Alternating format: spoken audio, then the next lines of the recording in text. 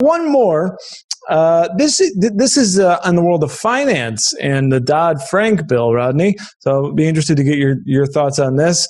Says when Obama fraudulently, as president, signed the Dodd-Frank bill, which Congress crafted, the bill became law.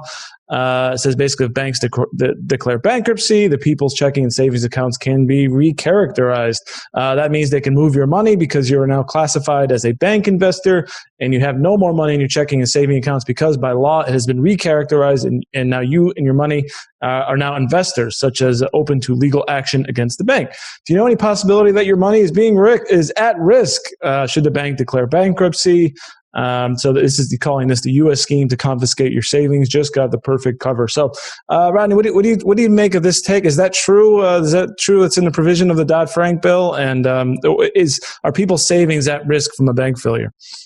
So this is an interesting question, and you are now stretching my memory because I was around and, of course, lived through the downturn, the Great Financial Crisis, and the Consumer Finance Protection Board, and all those other things that came out of Dodd-Frank. Yeah.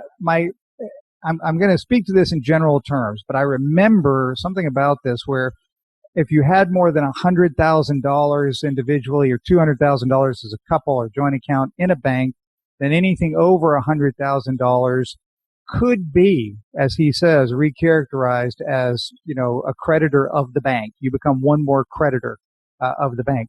And this happened, not here. This happened in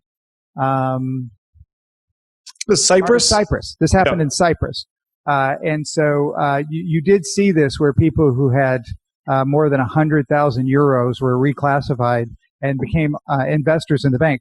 And so I'm going to tell a side story about that and then get back to this. Yeah. Oddly, Cyprus is a place where many Russian mobsters hide their money. And so they had it in the banks. And so when they swept that to the banks to save the banks, and these people then were creditors/investors of the bank, everybody thought, wow, you took mobster money. What they really did was make the mobsters bankers. It turned into the worst deal because now the mobsters controlled the banks. Nice. It was the dumbest thing.